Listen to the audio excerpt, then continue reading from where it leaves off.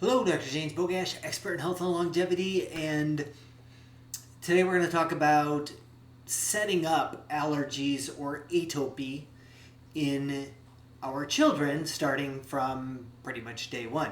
So when we're looking at atopic disorders, think about things like dermatitis, so like eczema, or allergic rhinitis, or other conditions. Asthma is another big one, and the incidence of these have definitely gone up.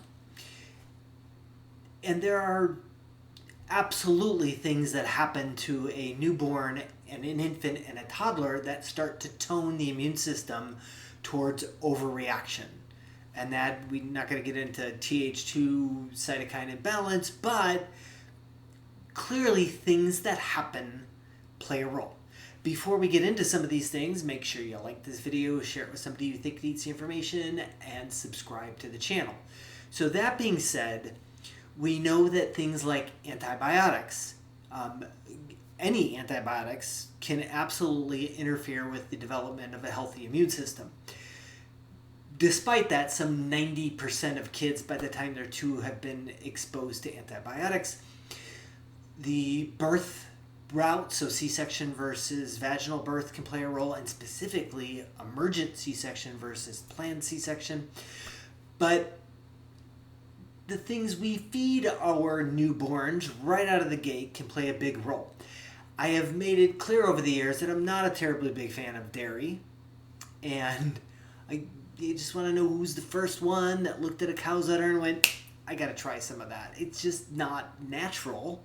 It's become such an ingrained part of society that we don't really think about it, but like, name another mammal that continues to drink milk after it's weaned. Like, there isn't one other than humans. I mean, if you had a 15-year-old walk up to mom and say, hey, can I have some milk? We'd all just think that that was really disgusting and odd. But for some reason, if it's coming from a cow's udder, it's okay. So anything other than mom's milk is going to interfere with the development of a healthy immune system.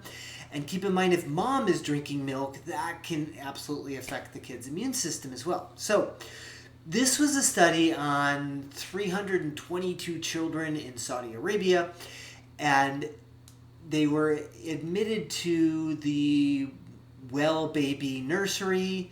Average stay there was about 2 days. So these kids were healthy.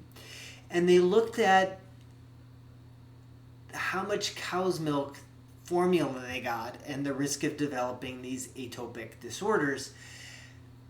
And it turns out that 89% of the kids, of these infants, newborns, got cow's milk formula on day 1. So right out of the gate. The sad part about all of this is that a very small percentage, in this particular case was that about 10%, got breast milk only. It should be darn near close to 100%, not cow's milk formula for almost all and breast milk for hardly any. That should absolutely be switched. But it was very clear that the more cow's milk formula these newborns got, the higher the risk of developing atopy years later. They followed them, I think the average age was about 4 years of age, so they followed them. We're just bombarding a newborn immune system with stuff it's not ready to handle.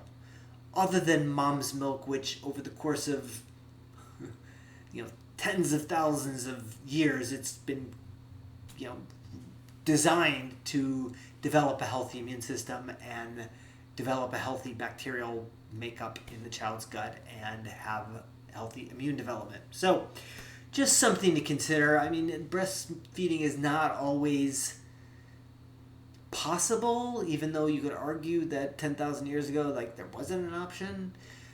And anything other than that is going to put that child at risk of developing allergies in the future. So, as always, I'll post a link to this particular study in the description. Make sure you like this video, share it with somebody you think needs the information, and subscribe to the channel.